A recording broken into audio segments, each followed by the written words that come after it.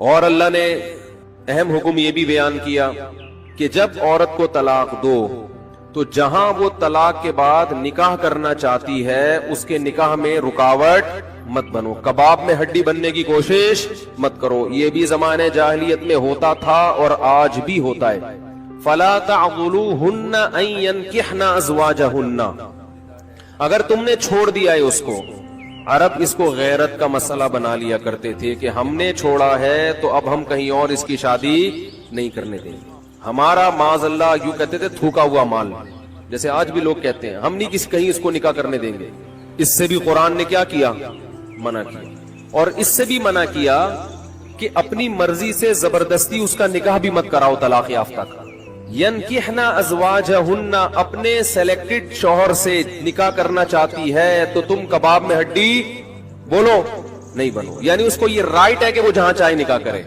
یہ بھی خرابی ہے آج کل، بعض علاقوں میں یہ خرابی ہے کہ بیوہ کو یا طلاق یافتہ کو نکاح تو کرنے دیتے ہیں، لیکن بعض علاقوں میں دستور ہے نکاح ہمارے ہی خاندان میں ہوگا، آپ ہمارے خاندان سے باہر نہیں جا سکتی۔ اس کو بھی قرآن نے کیا کیا؟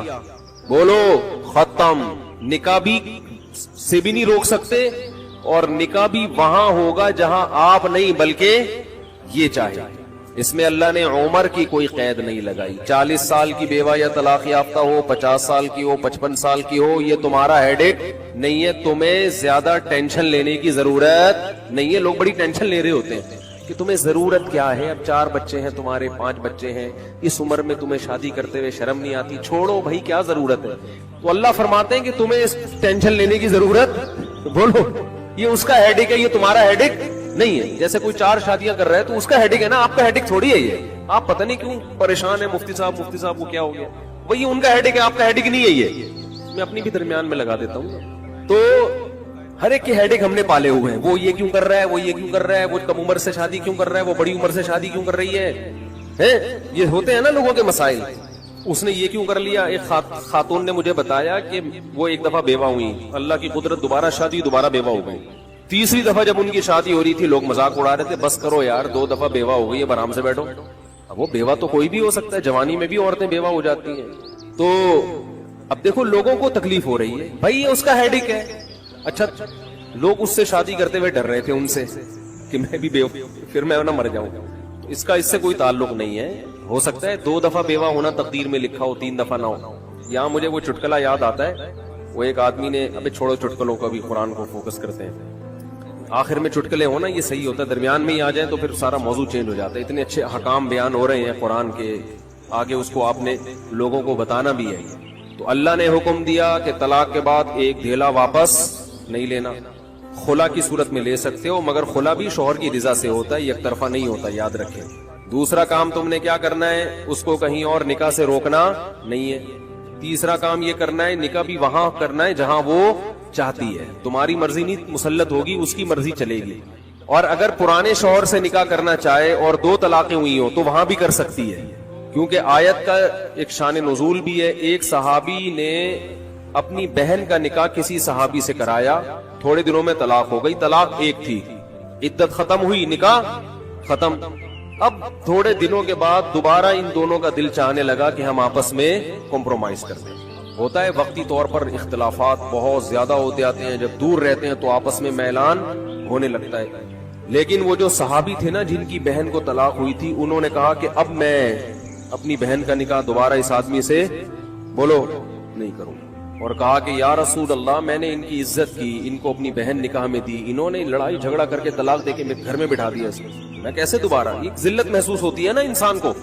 قرآن میں اللہ نے آیتیں نازل کی کہ اگر وہ اپنے شوہر سے نکاح کرنا چاہتی ہے تو درمیان میں رکاوٹ مت بنو۔ لڑے بھی وہ خود تھے، اب جڑ بھی خود رہے۔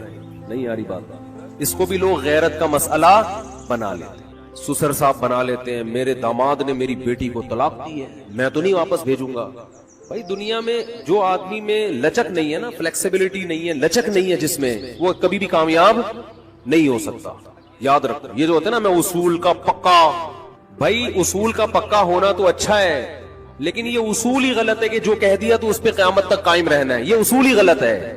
اصول یہ ہونا چاہیے کہ جب موقع کی مناسبت سے جو بات ٹھیک لگے گی اپنے آپ کو چینج کر لوں گا. یہ اصول ٹھیک ہے, اس اصول پہ پکے رہو, اور یہ نبی سے ہمیں ملتا ہے یہ اصول. حدیث میں آتا ہے ایک صحابی نبی کے پاس آئے, مجھے صدقہ چاہیے, یہ چاہیے, وہ چاہیے. آپ نے فرمایا اللہ کی قسم تم پر خرچ نہیں کروں گا میں. وہ چلے گئے, آپ نے دوبارہ بلایا, فرمایا ان پہ صدقہ کرو, دے دو. وہ پریشان, یا رسول اللہ آپ نے تو قسم اٹھائی تھی کہ میں آپ کو نہیں دوں گا. آپ نے فرمایا من رأى على يمين فرأى غيرها خيرا منها فليكفر عن يمينه, کہ جو شخص کسی بات پہ قسم اٹھا لے, جائز بات ہو, کوئی اگر حرام پہ قسم اٹھائی وہ تو بچنا لازم ہے نا, کہ میں گناہ نہیں کروں گا, وہ تو ویسے ہی حرام ہے. جائز کام, صدقہ تو جائز ہے نا, بلکہ ثواب ہے. فرمایا کوئی کسی جائز کام پہ قسم اٹھائے, پھر بعد میں اس کو خیال ہو کہ مجھے قسم توڑ دینی چاہیے, اس کا مائنڈ کیا ہو گیا, چینج, تو اسے چاہیے قسم توڑ دے اور کفارہ ادا کر دے. اس قسم پہ قائم بولو نہ رہے. قسم پہ جب قائم نہ رہنے کا حکم ہے تو بغیر قسم کے میں نے جو بول دیا بس وہ پتھر پہ لکیر بن گیا, یہ تو پاگل اور گدھے ہونے کی علامت ہے. قسم بھی اگر کھا لی ہو تو بھائی اس وقت یہ خیال تھا کہ نہیں دینا, اب زمینی حقائق کہہ رہے کہ اس کو دینا ہے, تو اب قسم توڑو, کفارہ ادا کرو اور دے دو.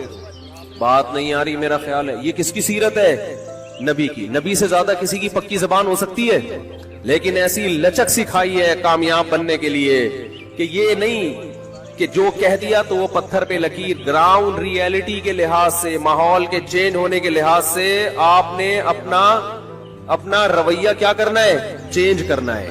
اس وقت آپ کی رائے یہ تھی, اب آپ کی رائے وہ ہے, کیونکہ زمینی حقیقت بھی چینج ہوتی ہے اور انسان کی نالج بھی چینج ہوتی ہے اور انسان کی رائے بھی چینج ہوتی ہے. بعض دفعہ نالج چینج نہیں ہوتی, انسان تانے بانے ملا کے ایک رائے قائم کرتا ہے, بعد میں جب اور گہرا سوچتا ہے تو اسے لگتا ہے کہ وہ رائے ٹھیک نہیں تھی, تو وہ اسٹیٹمنٹ اس کا کیا ہو جائے گا, چینج. کوئی بات نہیں, دن میں 100 دفعہ چینج ہو جائے. ناکام وہ ہے جو کہہ دیا تو اڑ گیا, بس کچھ بھی ہو جائے. اب دیکھو ایک آدمی آپ کو مستحق نظر نہیں آ رہا تھا, آپ نے کہا اللہ کی قسم تجھے میں صدقہ نہیں دوں گا, تو فراڈی ہے. بعد میں پتا چلا نہیں فراڈی نہیں ہے, آپ کو نہیں, میں نے تو بول دیا تھا میں نہیں دوں گا. بھائی اب فراڈی ہونے کی بیس پہ نہیں دے رہے تھے, تو اب پتا چل گیا یہ فراڈی نہیں ہے. بعض دفعہ پہلے بھی پتا تھا فراڈی نہیں ہے, اب بھی پتا ہے نہیں ہے, لیکن پہلے خیال تھا کہ نہیں دینا چاہیے, اب خیال ہے کہ دے دینا چاہیے, تو رائے چینج کر لو. بہت مشکل ہے. اور گھریلو جھگڑوں میں تو میاں بیوی کی طبیعت میں اگر لچک نہیں ہے نا, 4 دن بھی ان کا رشتہ نہیں چل سکتا. یہ تو مجھ سے ابھی لکھوا کے سگنیچر انگوٹھے لگا لو, جیسے سبزی والے نے ٹھپے لگائے تھے انگوٹھے لے کے گھوم رہا ہوں. لیکن آپ انگوٹھے نہیں, آپ مجھے پکڑ لینا, میں کہاں بھاگوں گا. وہ جب بھی انگوٹھے کی بات آتی ہے مجھے وہ سبزی والا یاد آتا ہے جس کو میں نے بزنس کے لیے پیسے دیے تھے, اور اس نے ایمانداری میں اسٹیمپ پیپر پہ اپنے انگوٹھے لگا کے دیے تھے. جب وہ پیسے لے کے بھاگا تو 3 سال میں نے وہ انگوٹھے سنبھال کے رکھے. اب لوگ مجھے کہتے ہیں نا وہ فلاں آدمی کو میں اتنے کروڑ روپے دے رہا ہوں تو اتنا ایماندار ہے, میں تو اسٹیمپ پیپر پہ لکھوا رہا ہوں اور انگوٹھے بھی لگوا رہا ہوں. میں کہتا ہوں یہ انگوٹھوں کا تذکرہ میرے سامنے مت کیا کرو, انگوٹھوں سے کچھ بھی نہیں ہوتا. بندہ اگر 2 نمبر ہے, اسٹیمپ پیپر بکری کو کھلا دینا, کسی کام کا نہیں ہے یہ اسٹیمپ پیپر, عدالت سے بھی نہیں نکلوا سکتے. سمجھتے ہو, لکھوایا کرو ضرور, لیکن اس سے ہوگا کچھ بھی نہیں. عدالت انگوٹھا دیکھ کے بولے گی بس ٹھیک ہے انگوٹھا, اب انگوٹھے کو پکڑ کے جیل میں ڈال دو, بس انگوٹھے کو دیے تم نے پیسے. بندہ تو پکڑائی میں آئے گا ہی نہیں, آ بھی گیا تو کچھ بھی نہیں کر سکتے. عدالت کہے گی دیے کیوں تھے, تو پیسہ دینے سے پہلے 100 دفعہ سوچا کرے. خیر, تو کیا بات چل رہی تھی, ابھی انگوٹھے کی بات کہاں سے آئی. ہاں, لچک پیدا کرنا چاہیے. میاں بیوی کا رشتہ تو ایسا ہے کہ اگر آپ کہنے کہ جو میں نے کہہ دیا بس وہ کیا ہے, آرڈر از آرڈر, تو بھائی اس کا مطلب آپ میدان جنگ میں کھڑے ہوئے ہیں, دشمن کی فوجیں آپ کے سامنے, اور آپ ایک فوج کی کمانڈ کر رہے ہیں کہ گولی چلانے کا آرڈر دیا تو کیا کرنا ہے. یہ گھر ہے, یہ میدان جنگ بولو نہیں ہے.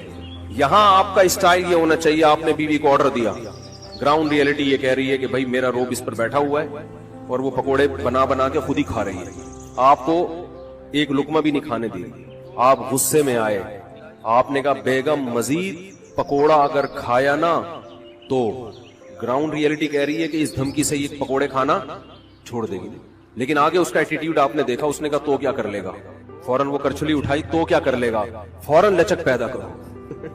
بولو تو صبر کروں گا اور کیا کروں گا. یہ کامیاب, یہ گھر کیا کیسے چلے گا, یہ رشتہ جوڑا رہے گا اگر آپ نے اس کے